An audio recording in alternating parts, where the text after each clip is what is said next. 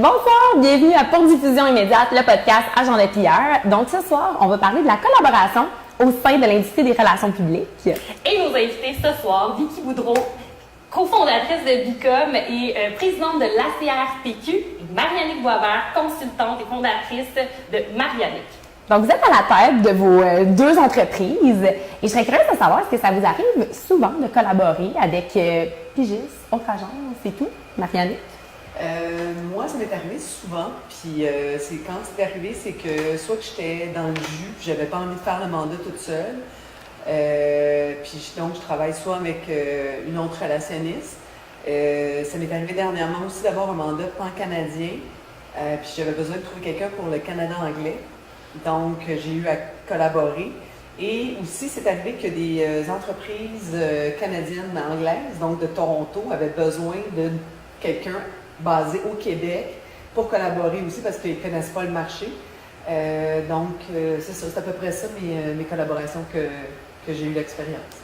Génial. Et toi, Vicky? Nous, on collabore souvent avec différents partenaires, que ce soit d'autres agences.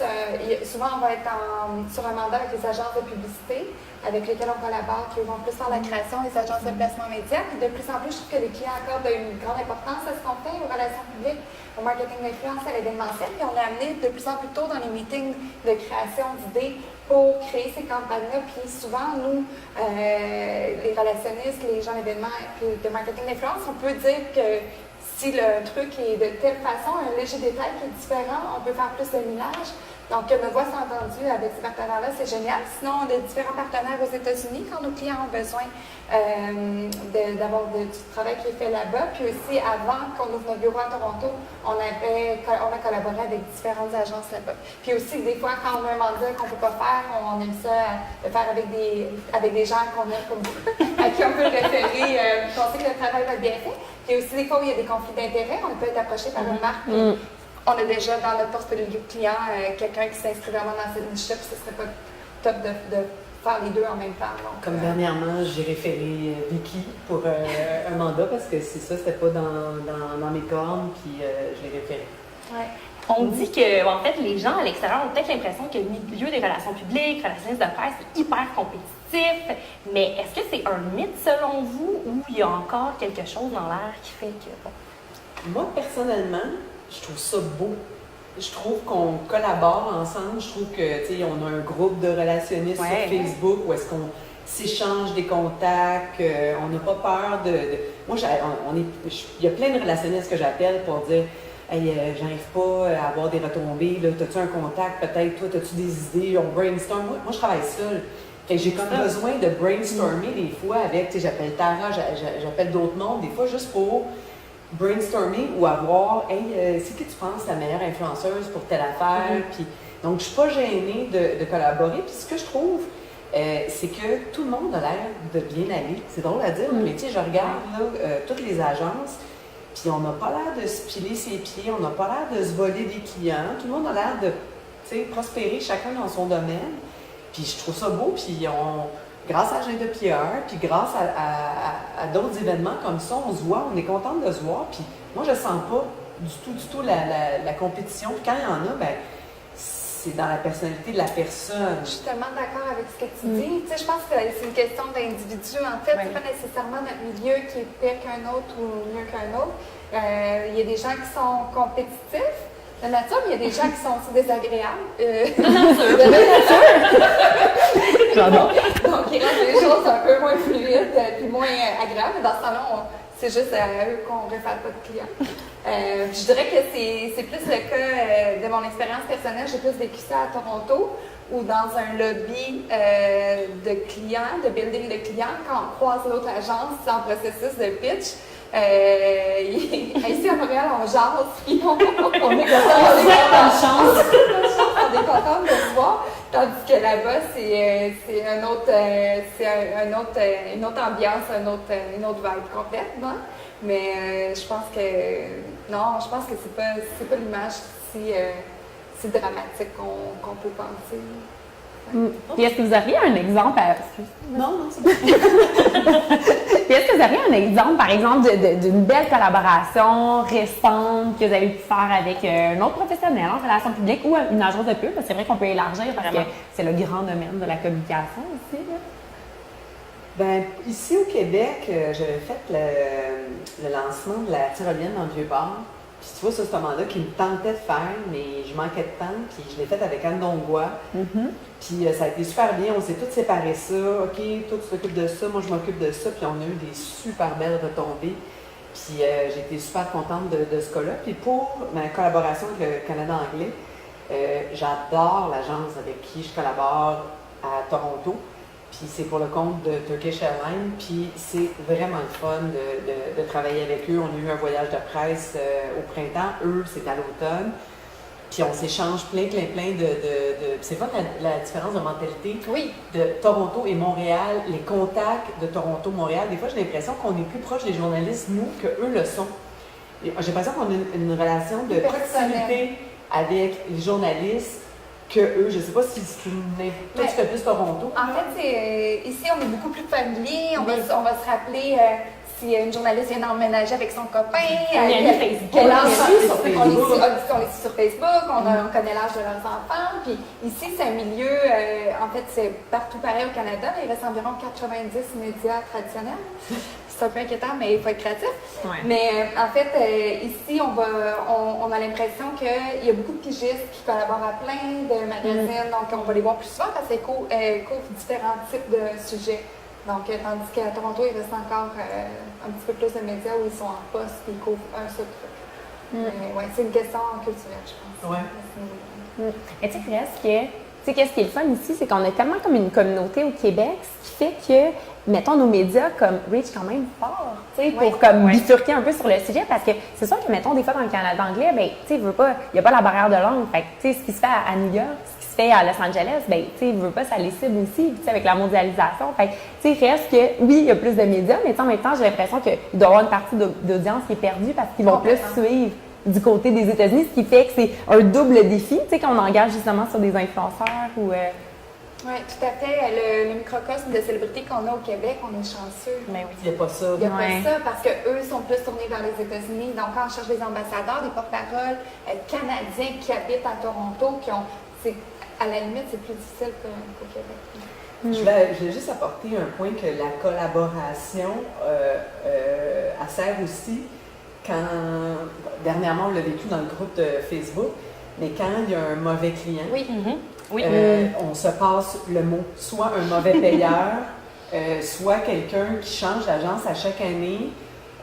Moi, ça m'arrive souvent que je reçois un appel de quelqu'un, puis je t'ai déjà appelé pour te dire excuse, pourquoi ça a terminé ta relation? Est-ce que c'est toi qui l'as terminé? Je veux savoir pourquoi. Parce que je veux pas... Retrouver les mêmes problèmes. Oui, puis je veux aussi qu'elle sache que j'ai pas volé son client. Non, exact. Fait que je veux savoir c'est quoi la relation qu'il y avait avant, puis pourquoi il change. Puis des fois, je le dis à un client, je dis, tu sais que ça paraît mal que tu changes d'agence à chaque année. Je suis pas gênée de dire à quelqu'un, ça montre que tu n'as pas une bonne relation. Puis pour les journalistes, mais c'est un peu compliqué quand tu cherches c'est qui gère. Totalement. C'est ça. Fait à ce moment-là, ce côté-là des clients, de pouvoir s'en parler entre nous, ça aussi, je trouve ça positif. Puis moi, je serais curieuse de savoir, toi, une belle collaboration que tu as eue, parce que tu collabores avec les États-Unis. Là, maintenant, vous êtes à Toronto, mais à l'époque, tu collaborais avec Toronto. Est-ce que dans ton parcours, il y a quelque chose qui t'a... Bien, c'est une collaboration avec un client, en fait. Je pourrais parler de Daniela Macri, qui a été notre cliente chez Coca-Cola, Extended Motor Smartwater pendant plusieurs années. Puis, justement, nous, on n'avait pas trouvé notre bon fit à Toronto. On collaborait, mais on n'avait jamais la même culture d'entreprise. On n'avait jamais le même type de service à la clientèle qu'on voulait offrir. Nous, on overserve, comme on peut dire, on met plus d'heures parce qu'on veut que la job soit magnifique. Puis à un moment donné, le balancier revient. C'est notre philosophie d'entreprise. On va faire plus d'heures que prévu si jamais ça se passe pas. Pour avoir les résultats. Alors que les partenaires avec qui on collaborait, eux, des fois, il n'y avait rien, puis ils n'étaient pas gênés de dire que leur heure était faite. En termes de partenariat, on avait de la misère à trouver à Toronto les gens avec qui on pouvait travailler. Exactement. Ce qu'on a fait, c'est qu'on aimait tellement notre cliente, Daniela, qu'on lui a proposé, c'était un peu audacieux, on lui a proposé de prendre la direction du bureau de Toronto. chose qu'elle a acceptée à notre plus grand bonheur. Maintenant, elle a une équipe de 12 personnes. En impartition? Sont tous dans le bureau de Toronto. Okay. Mais elle est devenue employée de Bicom. OK! Oui, donc on a engagé notre cliente qui était à Toronto, qui nous connaissait bien, qui connaissait notre culture, qu'on savait qu'il y avait déjà un fit, qui savait comment on travaillait, qui, elle, avait des qualités qu'on cherchait dans une leader pour pouvoir nous représenter là-bas puis commencer à limiter un peu les déplacements. Donc, c'est une collaboration client, en fait, qui est devenue... T'as volé. Mais est-ce que vous avez gardé ce compte-là après? Fâché au bout. On ne rentrera pas dans les détails. Mais c'est pour ça qu'il y a cette collaboration. Mais sinon, ce qu'on tente à faire de plus en plus, c'est d'avoir des gens de plus de création de pubs.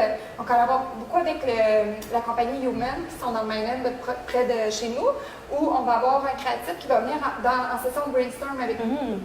Parce que lui, il ne va pas penser à est-ce que ça va plaire à tel journaliste ou peu importe. Il va plutôt avoir des idées qui sont plus riches, qui sont plus out of the box, comme on peut dire. Puis après, nous, on les ramène à quelque chose de praticable.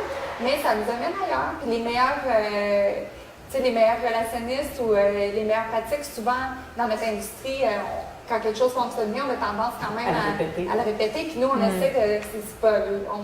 On ne réussit pas toujours, on essaie de s'éloigner le plus possible et d'essayer de surprendre tout le temps les médias, les influenceurs qui sont tellement sollicités. Fait que ça, je trouve que c'est un type de création où on va chercher quelqu'un d'un autre domaine un peu, puis on l'amène chez nous quelques heures. Des fois, on trouve ça intense. Ça remet en question des fois sur des stratégies ou sur autre chose. En fait, le fait que ces personnes-là soient externes aux relations publiques, je trouve ça super... des fois. Non, en même temps, c'est super enrichissant. On est arrivé avec des idées qu'on a pu peaufiner pour que ça marche, puis des affaires qui pensent.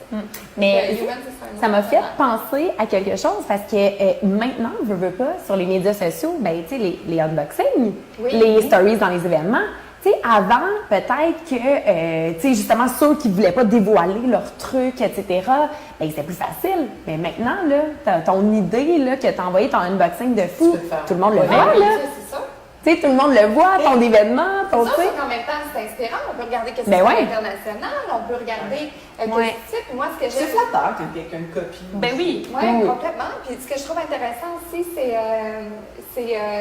le networking for innovation.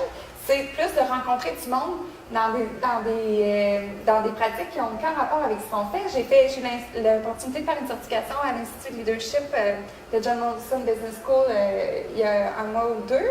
Puis là, j'ai rencontré quelqu'un qui est dans l'industrie du plastique, mais il y a des problématiques tripantes. Puis là, on se met à bandir des idées, puis quelqu'un d'autre qui est sur un conseil à Kanawagé, puis ça fait, je trouve que des fois, de sortir de notre industrie, de jaser avec d'autres mondes de leurs enjeux, ça peut nous amener, même pour nos clients, à trouver des solutions auxquelles on n'aurait peut-être pas pensé. Puis je pense que le milieu des relations publiques, de l'événementiel, du marketing d'influence dans lequel on est actuellement, peut répondre à des problématiques de ressources humaines, de plein de points de contact de l'entreprise auxquels avant, on était juste limité à parler à la personne du marketing, par exemple.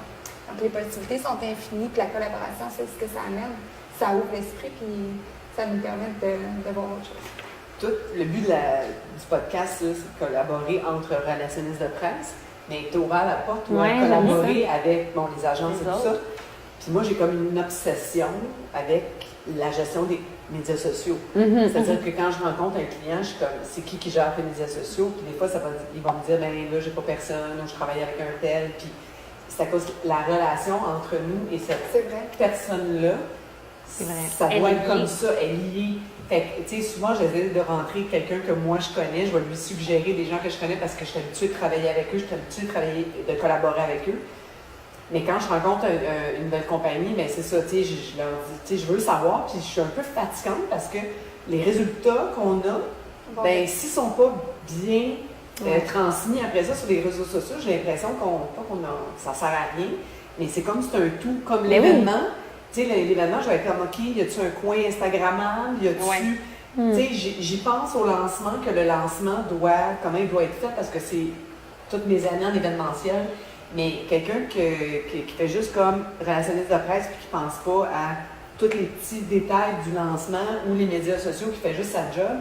Et je pense que maintenant, on doit collaborer et avec le concept, puis avec toi, Tu fais plus des clés clé en en main. main. Mais c'est ça, des fois, je m'occupe pas de tout, moi, mais je mets mon nez partout parce que... Mais c'est comme ça qu'on est venu à le faire. Parce qu'au début, on invitait des gens à des événements qu'on n'avait pas organisés. Puis comme tu invites les gens, ils ont l'impression que c'est toi qui l'as fait. Exact. Ouais. Puis on a eu quelques... Mauvaise expérience. Oui. Donc, on s'est mis à faire des événements. Au début, on ne cherchait même pas nos clients. On voulait juste les aider, mais éventuellement, rendre service dans une business de service, ça a ses limites. Ouais. Mais ça a fait naître le département événementiel qui aujourd'hui, ça c'est le fun de la collaboration, même les disciplines dans le bureau, c'est tout. Ben oui. Non, c'est fou. Puis même dans les grandes entreprises, tu sais, on sent qu'ils gagneraient à mieux collaborer. Tu sais, souvent, tu sais, on s'entend, le marketing et les relations publiques, c'est tellement comme connexe, mais différent. Et là, il y a le marketing d'influence dans le milieu qui est comme, tu sais, des fois c'est le marketing, des fois c'est le PR qui le gère, puis Des fois, c'est l'agence de placement média. Ben oui. Oui, exact, c'est fou. Tu sais, Moi, je puis- suis leur budget.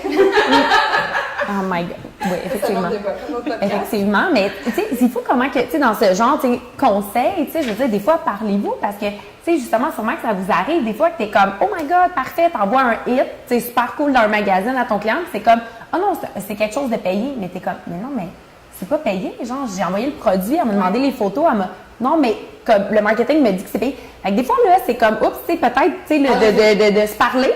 Parce que, tu sais, peut-être que justement, tu sais, comme des fois, oups, cet argent-là, pas qu'il faut pas le donner au magazine, mais peut-être qu'il y aurait quelque chose d'autre qui aurait pu être fait parce que, oups, on est capable de rentrer, tu sais, dans du PR plus organique. Puis ils ont pris un tu sais. précédent aussi après. tu sais.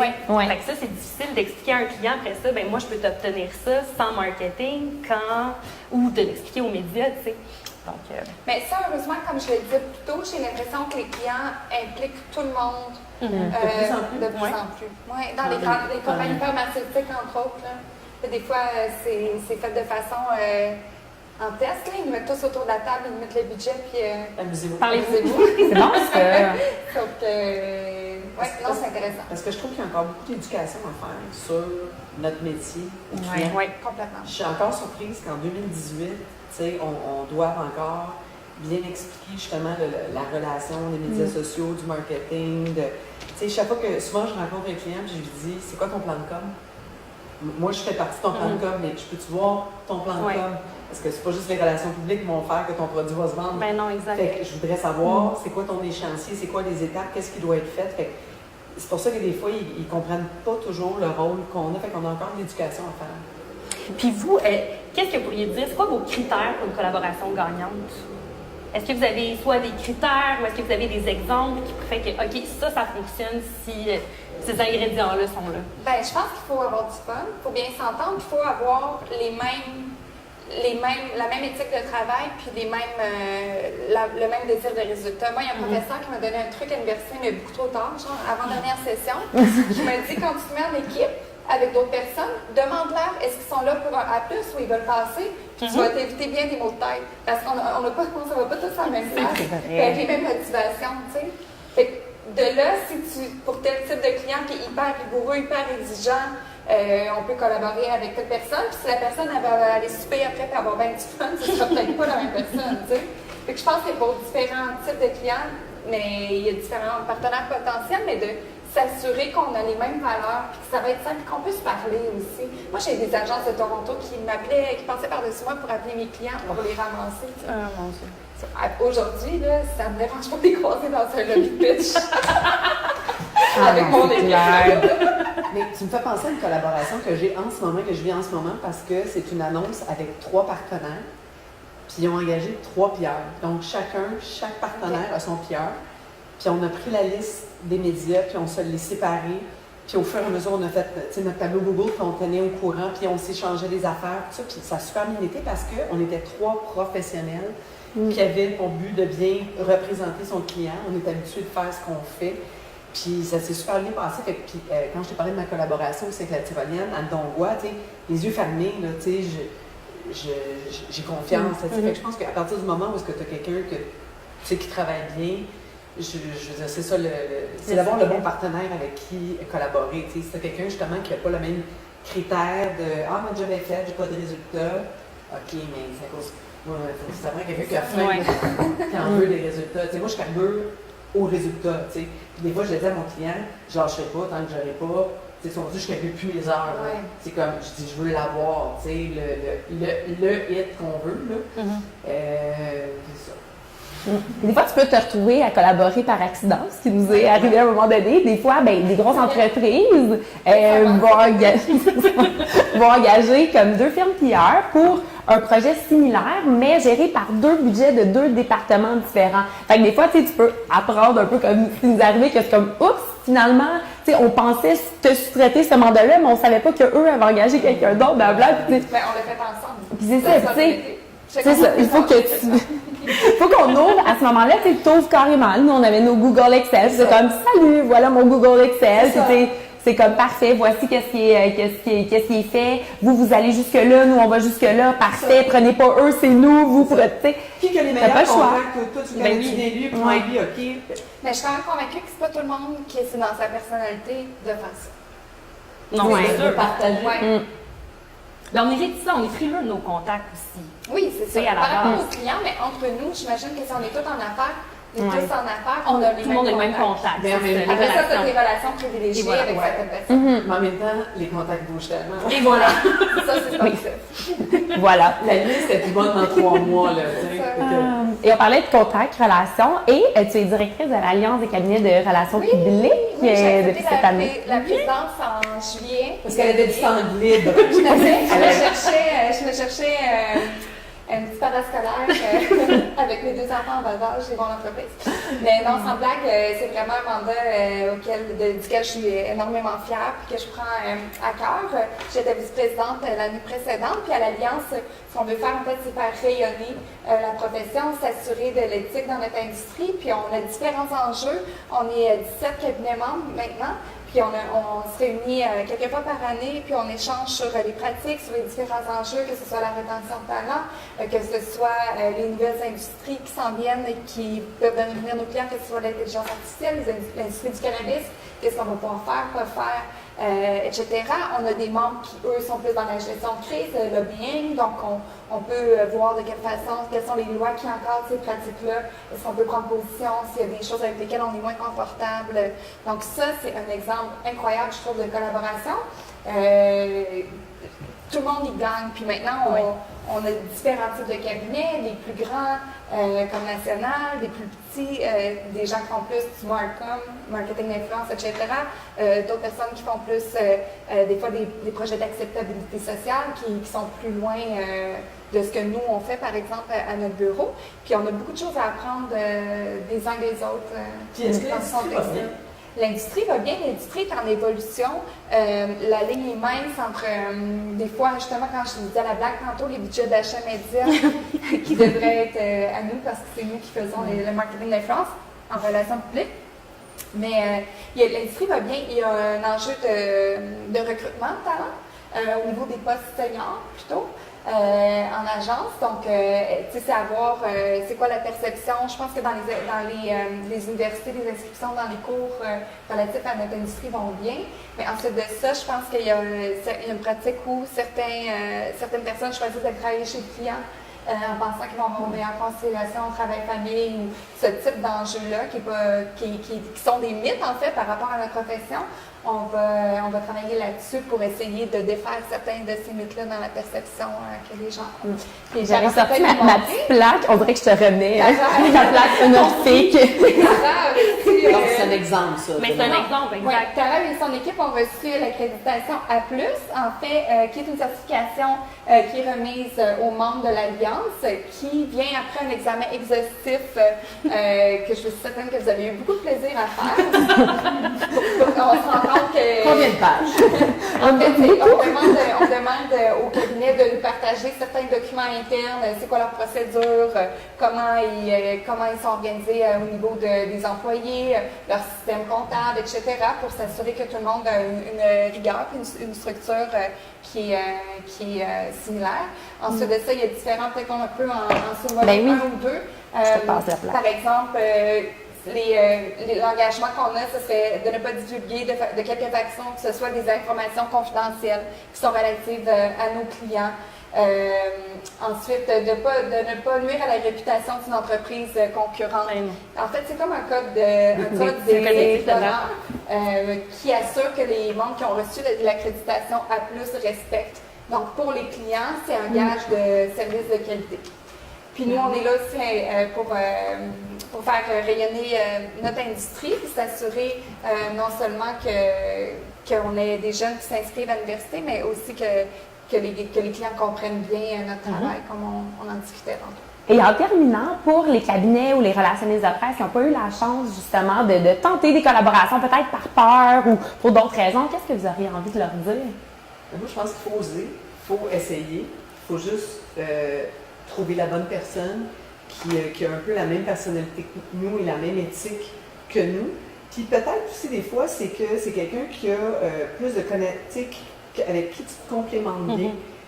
Parce que si tu as les mêmes forces, ben, si c'est quelqu'un qui peut te faire grandir puis t'apprendre des choses aussi en même temps, ben, c'est pas mal la formule gagnante. Mais il faut vraiment que tu collaborer avec un junior, je suis pas sûre, mais collaborer avec quelqu'un qui est égal, puis pas tout à fait les mêmes forces que toi, je pense que c'est gagnant.